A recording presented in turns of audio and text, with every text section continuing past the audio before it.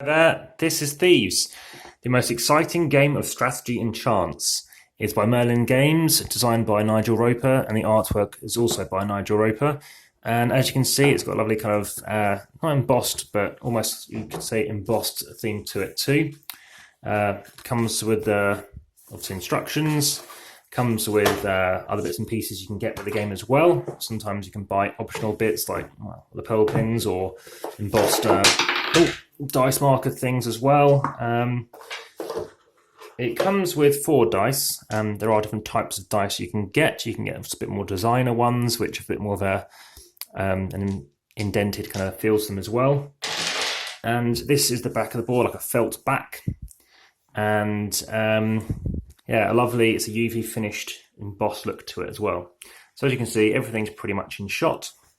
And the theme of the game is around, we are in this Norse legend whereby we're trying to capture the gold from the center of this labyrinth. So it's a 2-player game. So you chuck in 2 dice.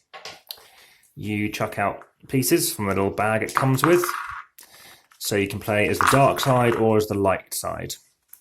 So I think it's easy to see for the camera, we'll go with the light side. You put your pieces as such. You take all 4 and you place them in your bottom corner. And then you place the opponent's pieces. So the opponent's going to play over here. It's a game that says it takes about half an hour. Now, the game I played took 95 minutes the first time.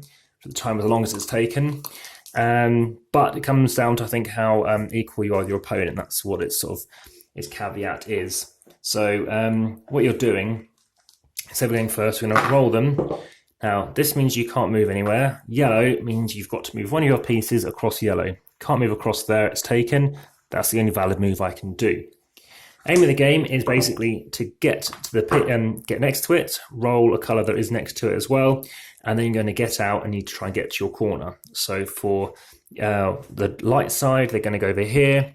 The dark side will go over here. So you could try and send a couple of pieces to steal or to get, or to steal off somebody else. One to try and block the opponent and one to try and get out.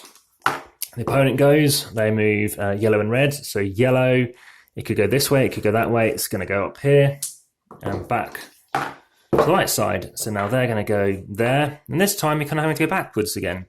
So you might need to think about that differently, because actually you could do that. So slowly you're going to start working away until eventually you're going to be next to it. And then you roll something that's valid. Black means you can't go, remember. Yellow is how you've stolen it.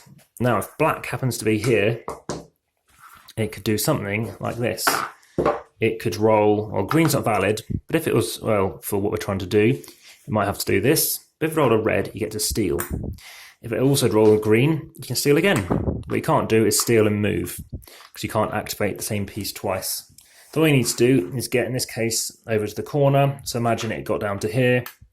Then it got to this very corner. All it needs to do then is simply roll something to get out. I think it actually has to roll black to get out. So that's how the game progresses. So it's very much back and forth, get all the way over here and trying to get back again. But there's luck. So where is the strategy, other than obviously where to place your pieces? And that comes down to the fact you can try and block your opponent. So if you happen to move up, you happen to roll a green, you choose to move here. And they roll, basically you're forcing them, because they might be coming towards you and maybe they are here, so they're coming to help out. If you move here, then it means, or say it's here, you're forcing red, or the dark side, to have to move backwards. So you're actually kind of preventing them getting near you, because it must move per the arrangement. So if you're trying to get green to move away from you, before they can try and steal, you could try and somehow get something, and I say try, it's quite simple to do, get something next to it and then it has to move. Of course, that luck makes it really swingy in terms of how it goes, but that swinginess is mitigated based on where you want to place your pieces and ultimately what you can help to sort of cut people off with. So that is Thieves. It's his first game. It won Game of the Year at the UK Games Expo last year. I managed to play test it quite a lot and give some advice on, make sure you sort of do a quad board, that kind of stuff as well. And his next game coming out soon is Demons, which is a game which is also, well, it's an asymmetrical game. Having played Hnefatafl and told him about it, he was very keen. Keeps calling it Tafel, and he's keen to launch that game. He knows I know I prefer it even more. It's, I'd probably say, a swifter game as well. But what you're doing is you're going up to a piece, and a bit like Othello, he was using Othello pieces in the playtest, is you're trying to flip over people's positions. And in Demons, that means then you suddenly can win by capturing their pieces. And you can play the game twice and see how you get on. Very nice looking artwork again. The skull looks incredible. Looks like something out of Seventh Continent. And pretty portable, 733 grams.